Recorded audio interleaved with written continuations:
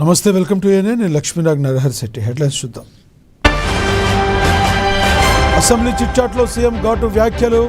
కొవ్వు పెరిగి ఏది పడితే అది మాట్లాడుతున్నారంటూ ప్రతిపక్షాలపై ఫైర్. కేంద్ర మంత్రి ధర్మేంద్ర ప్రధాన్ రాజీనామా అంటూ లేఖ ప్రత్యక్షం.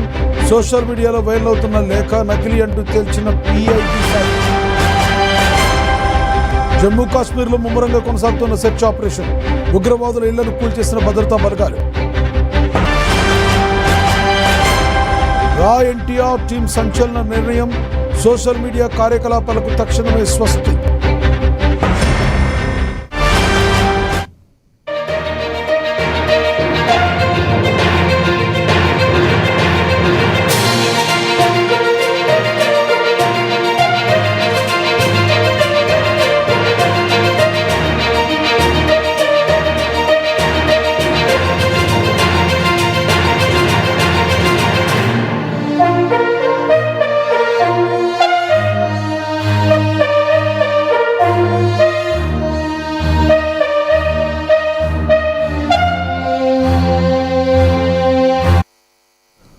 బ్రేకింగ్ న్యూస్ చూస్తున్నాం. జమ్మూ కాశ్మీర్లో ఉగ్రవాదులకు భద్రతా బలగాలు షాక్ ఇచ్చాయి.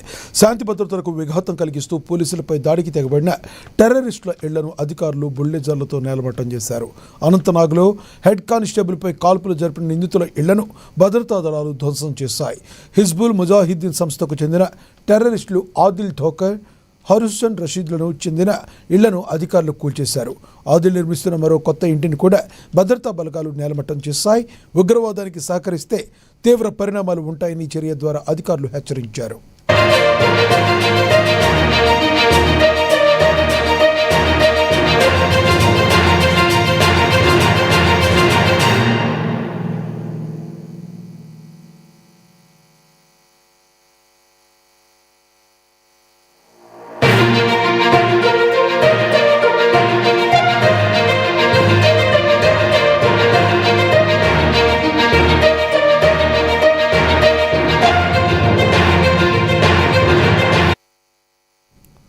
జమ్మూ కాశ్మీర్లో ఉగ్రవాదులకు భద్రతా బలగాలు షాక్ ఇచ్చాయి.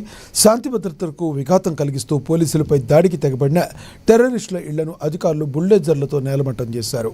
అనంతనాగ్లో హెడ్ కానిస్టేబుల్పై కాల్పులు జరిపిన నిందితుల ఇళ్లను భద్రతా దళాలు ధ్వంసం చేశాయి. హిజ్బుల్ ముజాహిద్దీన్ సంస్థకు చెందిన టెర్రరిస్టులు ఆదిల్ ఠోకర్, హరూన్ రషీద్లకు చెందిన ఇళ్లను అధికారులు కూల్చేశారు. ఆదిల్ నిర్వహిస్తున్న మరో కొత్త ఇంటిని కూడా భద్రతా బలగాలు నేలమట్టం చేశాయి. ఉగ్రవాదానికి సహకరిస్తే తీవ్ర పరిణామాలుంటాయని చర్య ద్వారా అధికారులు హెచ్చరించారు.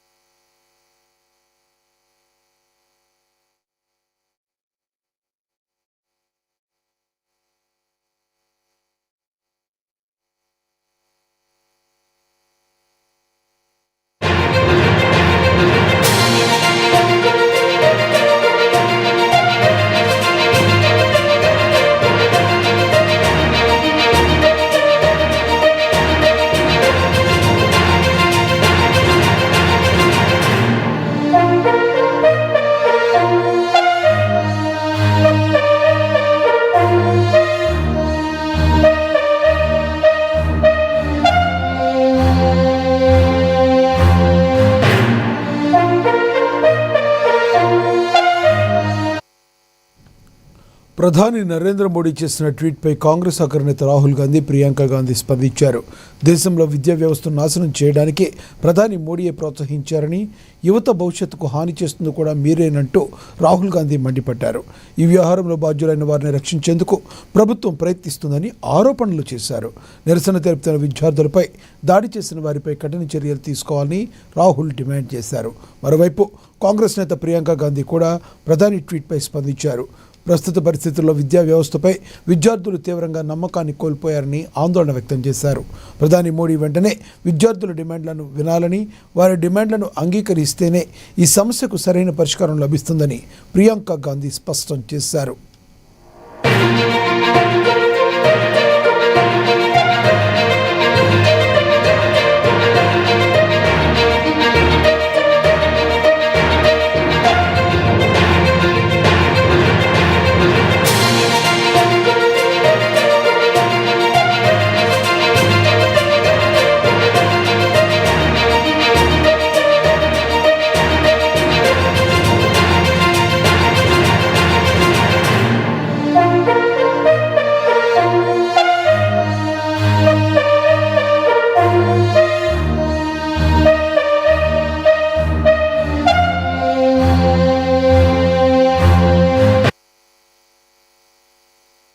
वही बात हो गई ना कि बच्चा कह रहा है कि पापा मैं डिजाइनर बनना चाह रहा हूँ, और पापा कह रहे हैं कोई बात नहीं बेटा, फिक्र मत करो, मैंने तेरी सेटिंग करके इंजीनियरिंग कॉलेज में एडमिशन करा दिया है। प्रॉब्लम एक है, बच्चा कुछ कह रहा है, आप कुछ और कह रहे हो। नेता हैं, नेतृत्व दिखाने का समय आ गया है, नेतृत्व दिखाएं। बच्चे कुछ कह रहे हैं, पहले उनकी बात सुने, उनकी मांगे क्या है। स्पष्ट मांगे हैं, धर्मेंद्र प्रधान रिजाइन करे। दूसरा कि जितने भी जिन्होंने इनको मारा है, पीटा है, उन पे कार्रवाई हो। तीसरी इनकी डिमांड, जितनी भी डिमांड है इनको पहले आप फुलफिल करो ना, इतना मुश्किल नहीं है। सिस्टम में भरोसा टूट गया है, बच्चों का, स्टूडेंट्स का भरोसा टूट गया है। तो सिस्टम द्वारा अगर आप कोई सोल्यूशन देंगे तो बच्चा उसको एक्सेप्ट नहीं करेगा। ये सिंपल सी बात है जो सब माँ बाप जानते हैं। ये सिंपल सी बात है जो हमारे प्रधानमंत्री, हमारे नेता को जानना चाहिए। अगर उन्हें सोल्यूशन देना है, वो बच्चों की बात सुने, जो बच्चों की मांगे हैं उनको पहले पूरी करें, तभी सोल्यूशन निकलेगा। जब भरोसा है ही नहीं तो आप कह रहे हो, देखिए ये तो वही बात हो गई ना कि बच्चा कह रहा है कि पापा मैं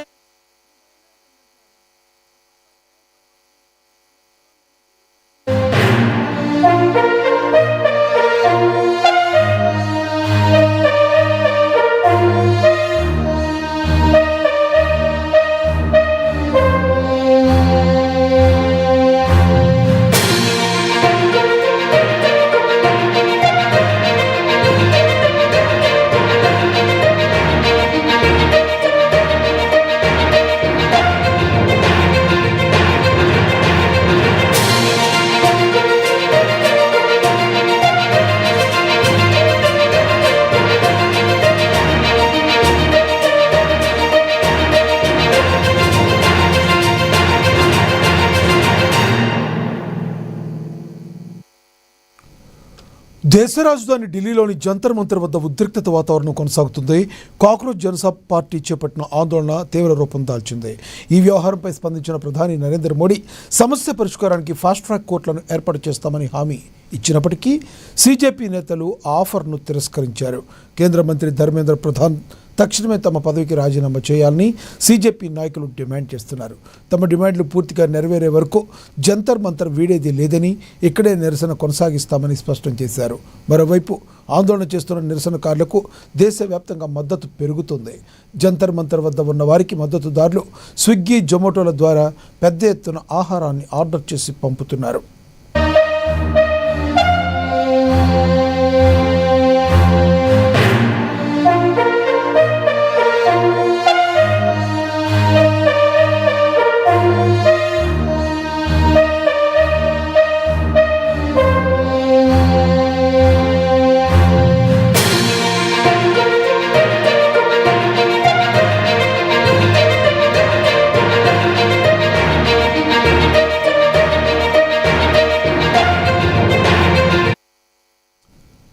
దేశ రాజధాని ఢిల్లీలోని జంతర్ మంతర్ వద్ద ఉద్రిక్తత వాతావరణం కొనసాగుతుంది.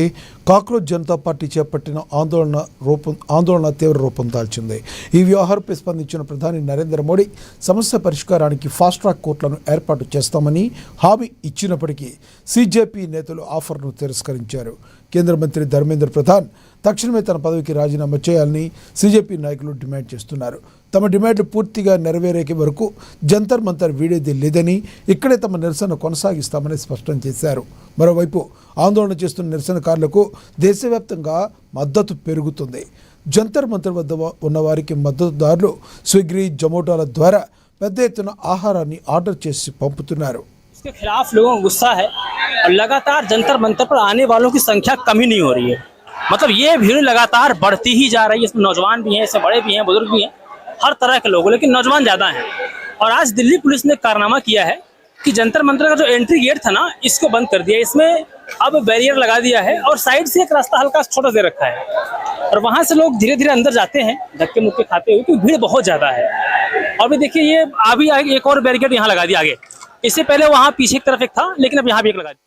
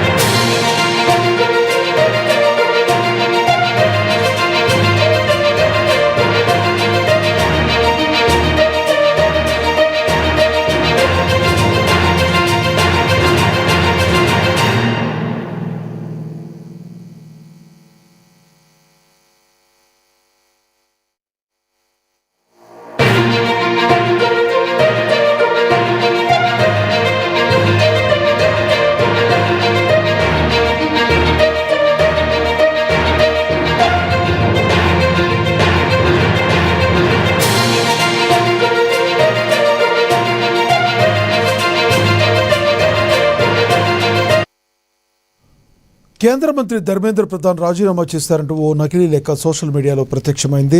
ఈ లేఖ కొన్ని గంటల్లోనే అన్ని సోషల్ మీడియా వేదికల్లో వైరల్గా మారింది. దీనిపై పీఐబీ ఫ్యాక్ట్ చెక్ బృందం స్పందించింది. కేంద్ర మంత్రి రాజీనామా లేఖను పూర్తిగా ఖండించింది. ధర్మేంద్ర ప్రధాన్ తన కేంద్ర మంత్రి పదవికి రాజీనామా చేయలేదని స్పష్టం చేసింది. సోషల్ మీడియాలో వైరల్ అవుతున్న రాజీనామా లేఖ పూర్తిగా నకిలీదేనని తేల్చి చెప్పింది. దీనిపై కేంద్ర ప్రభుత్వం కూడా స్పందించింది. ధర్మేంద్ర ప్రధాన్ రాజీనామా చేసినట్లు వస్తున్న లేఖ పూర్తి ఫేక్ అని తేల్చింది.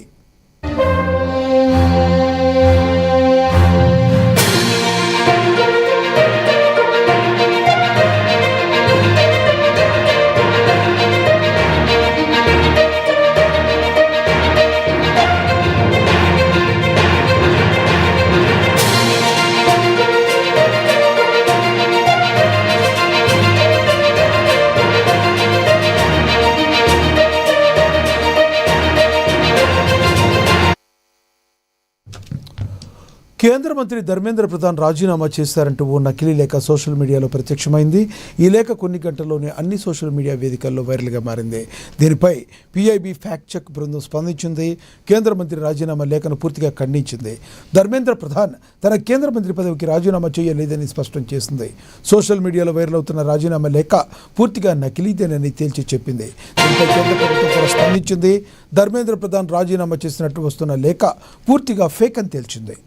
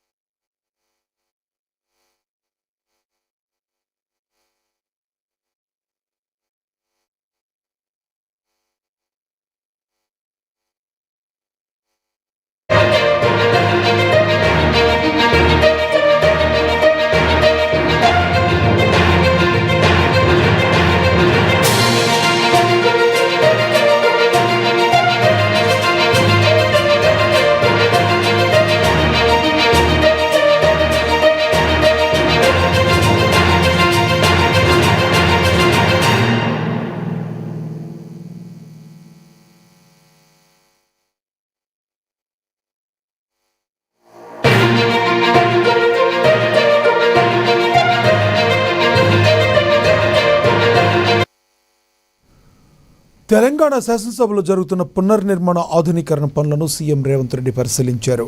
అనంతరం చిట్చాట్లో ఓట్ల సవరణ, ఓటర్ జాబితాల ప్రక్షాళన ప్రక్రియతో పాటు రాజకీయ ప్రత్యర్థుల విమర్శలపై సీఎం ఆసక్తికరమైన వ్యాఖ్యలు చేశారు. తనకు 2 చోట్ల ఓట్లు ఉన్నాయంటూ వస్తున్న విమర్శలపై స్పందించారు. తనకు ఎక్కడైనా 2 ఓట్లు ఉన్నట్లు ఆధారాలుంటే ధైర్యంగా ఫిర్యాదు చేయవచ్చునన్నారు. తాను ఓటు నిబంధనల ప్రకారమే ఒక ప్రాంతం నుంచి మరొక ప్రాంతానికి బదిలీ చేసుకున్నట్లుగా ఆయన స్పష్టం చేశారు. గతంలో కొడంగల్, గద్వాల, అలంపూర్ వంటి ప్రాంతాలు కర్ణాటక పరిధిలో ఉండేవి. చరిత్ర తెలియకుండా కొవ్వు పెరిగి ఏది పడితే అది మాట్లాడుతున్నారని విరుచుకుపడ్డారు.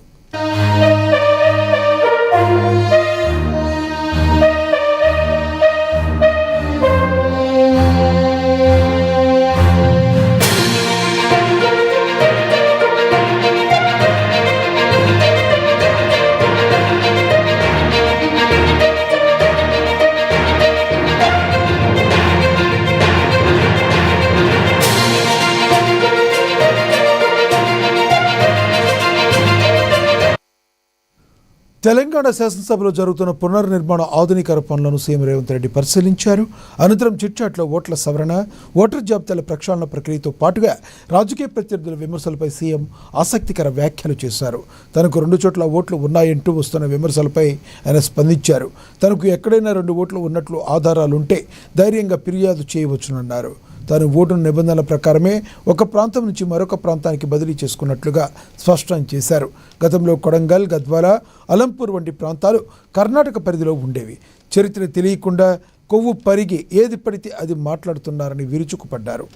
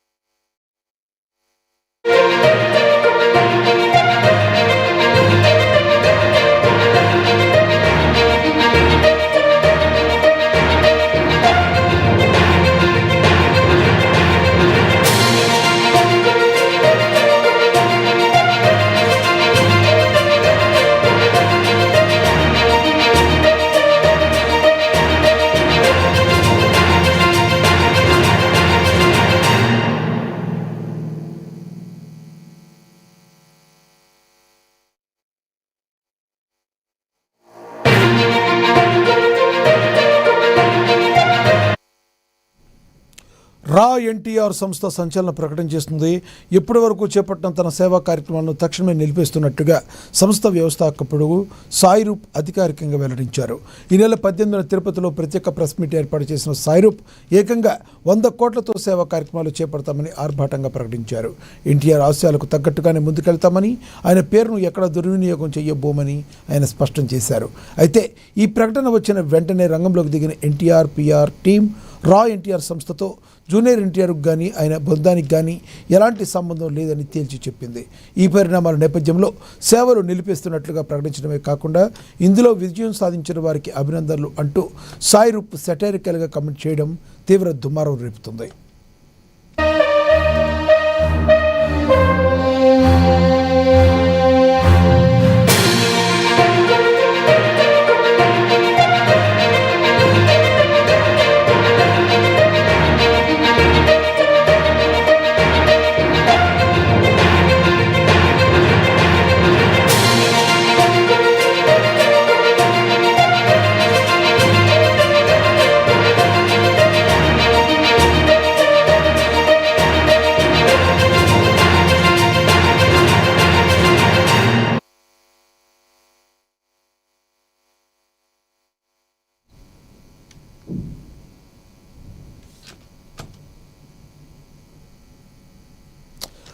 రంగారెడ్డి జిల్లా శంషాబాద్ మండలం మదనపల్లిలో 111 జీవో నిబంధనలను బుట్ట దాఖలు చేస్తూ అక్రమంగా షెడ్ల నిర్మాణాలు చేపడుతున్నట్లుగా స్థానికులు ఆరోపిస్తున్నారు. తమ కళ్ల ముందే అక్రమ నిర్మాణాలు జరుగుతున్నప్పటికీ సంబంధిత అధికారులు మాత్రం చూసి చూడనట్లుగా వ్యవహరిస్తున్నారని వారు ఆవేదన వ్యక్తం చేస్తున్నారు. నిబంధనలకు విరుద్ధంగా సాగుతున్న ఈ నిర్మాణాలపై తక్షణమే విచారణ చేపట్టి బాధ్యులపై కఠిన చర్యలు తీసుకోవాలని గ్రామస్తులు ప్రభుత్వాన్ని, అధికారులను కోరుతున్నారు.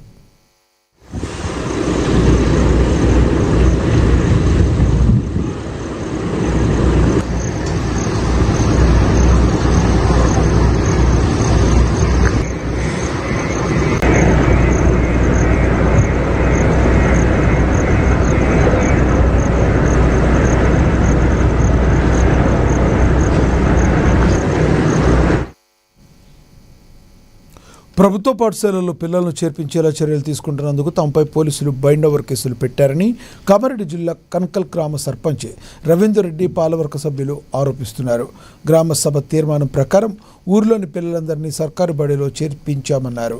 అయితే ప్రైవేట్ స్కూల్ బస్సులను అడ్డుకుంటున్నామనే నెపంతో కొంతమంది ఇచ్చిన తప్పుడు ఫిర్యాదుతో పోలీసులు తమపై అక్రమ కేసులు పెట్టారని ఆగ్రహం వ్యక్తం చేశారు. సీఎం రేవంత్ రెడ్డి, ఎమ్మెల్యే మదన్ మోహన్ రావు వెంటనే స్పందించి న్యాయం చేయాలని గ్రామస్తులు కోరుతున్నారు.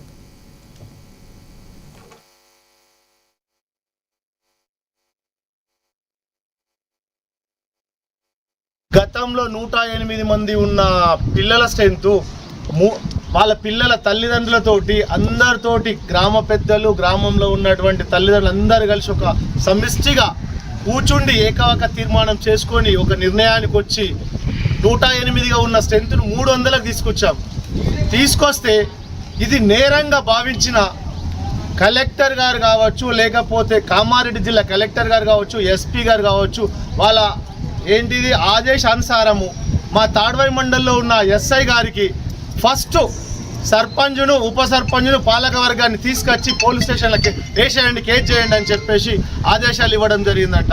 మేము ఎలాంటి వైలెన్స్ కోలేము, ఎవరిని కొట్టలేము, ఎవరిని తిట్టలేము. మేము చేసిన నేరం అంతా ఏంటంటే మంచి పని చేశాం. ఏంది అయ్యా, మా స్కూల్ బాడీ ఖరాబ్ అవుతుంది, మా స్కూల్లో ఉన్నది ఈ స్ట్రెంత్, మాకున్న పిల్లలు 300-350 మంది ఉన్నారు. మా ఊర్లోకి వెళ్ళి ప్రైవేట్ స్కూళ్ళకు పోయే వాళ్ళు 200 పైచీనికి పిల్లలు ఉన్నారు. వీళ్ళను మేము ఇక్కడనే మా బడిలో అన్ని సౌకర్యాలు ఉన్నాయి. స్టాఫ్ అంటే అనుభవం ఉన్న ఉపాధ్యాయులు ఉన్నారు, కావలసిన వనరులు ఉన్నాయి, ఇక్కడ వసతులు ఉన్నాయి, రూమ్స్ ఉన్నాయి, ప్లే గ్రౌండ్ ఉంది, అన్ని రకాలుగా మా దగ్గర ఉన్నాయి. కాబట్టి మా పిల్లలందరినీ మేము ఇక్కడనే చదివించుకుంటామని ఊర్లో ఉన్న 2500 జనాభా ఒక్కతాటి పైకి వచ్చి ఒకే తీర్మానం చేసుకొని మా పిల్లలుంటా ఎలాంటి విచారణ చేయకుండా మా ఉప సర్పంచ్ నిన్న బైండ్ ఓవర్ చేయడం జరిగింది. ఎందుకు మేము చేసిన దొంగతనం ఏంటిది, ఎలాంటి విచారణ ఎక్కడ చేశారు? ఎస్పీ గారికి మొన్ననే మండే రోజే కంప్లైంట్ చేసిండ్రు. దాని మీద విచారణ ఎప్పుడు జరిగింది? నిన్న పొద్దున్నే మరి బైండ్ ఓవర్ ఎందుకు చేశారు? ఇది ఎవరు చెప్తే చేస్తుండ్రు? ఇది ఎందుకు కొరకు అవుతుంది విచారణ లేకుండా? ఏ స్కూల్ యాజమాన్యాన్ని బెదిరియలేము. రైట్ చెప్తున్నా అయ్యా. స్కూల్ పల్నాడు జిల్లా నర్సరావుపేట మెప్మా కార్యాలయం వివాదాలకు కేరాఫ్ అడ్రస్గా మారింది. ఆఫీసులోని జూనియర్ అసిస్టెంట్ రోజారావు తమ పట్ల అసభ్యకరంగా ప్రవర్తిస్తున్నారని ఐబీ పద్మజ సంచలన ఆరోపణలు చేశారు. మహిళా ఉద్యోగుల బట్టలు, మేకప్పై కమెంట్లు చేయడమే కాకుండా లంచాలు ఇవ్వని వారి జీవితాల్లో అన్యాయంగా కోతలు విధిస్తున్నారని మండిపడ్డారు. దీనిపై ప్రశ్నిస్తే పదజాలంతో దూషిస్తున్నారని తీవ్ర ఆవేదన వ్యక్తం చేసిన పద్మజ రోజారావు ఆగడాలపై జిల్లా ఎస్పీకి ఫిర్యాదు చేయనున్నట్లుగా వెల్లడించారు. వస్తారు పోతారు, ఇదే పని అంటాడు, కుక్కలాగా వాక్కుంటున్నారు అంటాడు, నోటుకొచ్చినట్టు తిడతాడు, మా అందరివి జీతాలు కట్ చేస్తాడు. ఆయనకి డబ్బులు ఇస్తేనేమో బయోమెట్రిక్ అటెండెన్స్ ఏ టైంలో వేసినా అందరికీ ఫోన్ చేసి నీకు జీతం తగ్గింది, ఎందుకు తగ్గింది అని అడుగుతాడు. డబ్బులు ఇవ్వకపోతేనేమో జీతాలు అందరికీ కట్ చేసేసి పంపిస్తాడు. నేను ఈరోజు నాకు వారం రోజులు జీతం తగ్గింది, ఎందుకు తగ్గించి పంపించారు అని అడిగితే, ఎందుకు కుక్కలాగా వాగుతున్నావు నువ్వు, నీకు సమాధానం చెప్పాల్సిన అవసరం నాకు లేదు, నీ చేతనైన చోట చెప్పుకో అని తిడుతున్నాడు నన్ను. ఇదైతే మాత్రం అసలు హర్షించదగ్గ విషయమే కాదండి. నేను 2 రోజులు హెడ్ ఆఫీస్కి మీటింగ్కి వెళ్ళా, ట్రైనింగ్కి వెళ్ళా.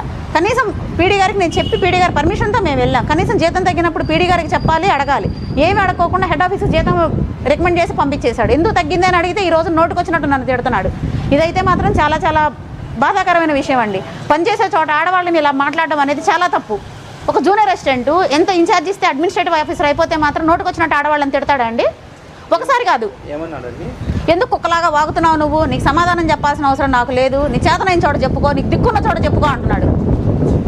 గుంటూరు ఆఫీస్లో కూడా ఇలాగే చేస్తే ఒక ఆఫీసరు చెప్పు తీసుకొని వెనకాల పడింది ఇతన్ని కొట్టడానికి. ఇక్కడ ఎవ్వరు ఏ చర్యలు తీసుకోలేదు. గత ఏప్రిల్ 25వ తారీఖు కూడా ఇలాగే తిరుమలలో అపహరణకు గురైన అభయ ఆంజనేయ స్వామి విగ్రహం కథ సుఖాంతమైంది. పోలీసులు చాకచక్యంగా వ్యవహరించి కేవలం 15 గంటల్లోనే విగ్రహ స్వాధీనాన్ని చేసుకున్నారు. తిరిగి యథాస్థానంలో పునఃప్రతిష్ఠించారు. ఎస్పీ సుబ్బారాయుడు ఆదేశాలతో రంగంలోకి దిగిన 20 ప్రత్యేక బృందాలు ఒంగోలు రైల్వే స్టేషన్లో నిందితుని విగ్రహంతో సహా అదుపులోకి తీసుకున్నారు. అనంతరం టీటీడీ అర్చకులు ఆగమశాస్త్రం ప్రకారం ప్రత్యేక పూజలు నిర్వహించి 7వ మైలు వద్ద విగ్రహాన్ని పునఃప్రతిష్ఠించారు. భవిష్యత్తులో ఇలాంటి ఘటనలు జరగకుండా భద్రతను మరింత కట్టుదిట్టం చేయడంతో పాటుగా అదనపు సీసీ కెమెరాలు ఏర్పాటు చేస్తామని టీటీడీ అదనపు ఈవో వెంకయ్య చౌదరి తెలిపారు.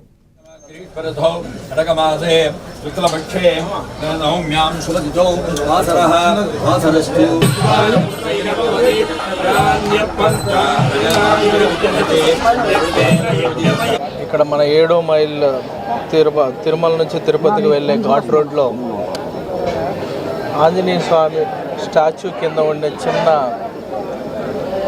స్వామివారి విగ్రహాన్ని దొంగిలించడం జరిగింది. బట్ జిల్లా పోలీస్ యంత్రాంగం కానీ మన విజిలెన్స్ మంచి కోఆర్డినేషన్ ఎఫెక్ట్ తోటి వితిన్ 14 అవర్స్లో ట్రేస్ చేసి పట్టుకొని వచ్చి విగ్రహాన్ని కూడా మళ్ళీ టీటీడీకి ఇవ్వడం జరిగింది. టీటీడీ సాంప్రదాయం ప్రకారం పుణ్యావచనం జల సంప్రోక్షణ చేసి ఈరోజు 8:30-9 గంటల మధ్య అక్కడ విగ్రహాన్ని పెట్టడం జరిగింది. మన ఆగమ అడ్వైజర్ ఆయన రిలీజియస్ దీన్ని అన్నీ కూడా చూసి టైం చూసి వాళ్ళు మంత్రోచ్చారణలతోటి మళ్ళీ విగ్రహాన్ని అక్కడే పెట్టడం జరిగింది. సో దీని ద్వారా మనకున్న టెక్నాలజీ ద్వారా ట్రేస్ చేసి వితిన్ నో టైంలో చాలా పగడ్బందీగా ఎఫెక్టివ్గా వాళ్ళని ట్రేస్ చేసి తీసుకురావడం అనేది చాలా సంతోషకరమైన విషయం. అలానే మనం భవిష్యత్తులో ఇటువంటి జరగకుండా కొన్ని చర్యలు కూడా తీసుకుంటున్నాము. గ్రిల్ ఏర్పాటు చేయటం, అలానే మనకి ఘాట్ రోడ్లో డౌన్ ఘాట్ రోడ్లో కానీ అప్ ఘాట్ రోడ్లో కానీ ఇటువంటి చాలా చోట్ల భక్తులు చాలా చోట్ల పెట్టి చాలా ఇయర్స్గా ఉండి మొక్కుకుంటా వస్తా. బాపట్ల జిల్లా చీరాల ప్రాజెక్టులకు ప్రజలకు ఉచిత క్యాన్సర్ నిర్ధారణ సేవలను అందుబాటులోకి తెచ్చేందుకు కిమ్స్ హాస్పిటల్ ఆధ్వర్యంలో మొబైల్ క్యాన్సర్ స్క్రీనింగ్ బస్సులు సేవలు ప్రారంభమయ్యాయి. చీరాల టీడీపీ కార్యాలయం వద్ద ఎమ్మెల్యే మాల కొండయ్య ఈ బస్సును ప్రారంభించారు. క్యాన్సర్ను ప్రారంభ దశలోనే గుర్తిస్తే నయం చేయడం సులువవుతుందని, ప్రజలు తమ ఆరోగ్యం పట్ల నిర్లక్ష్యం వహించకుండా క్రమం తప్పకుండా పరీక్షలు చేయించుకోవాలని సూచించారు. గ్రామీణ ప్రజలకు ఎంతో మేలు చేసే ఈ ఉచిత సేవలను ప్రతి ఒక్కరూ సద్వినియోగం చేసుకోవాలని పిలుపునిచ్చారు.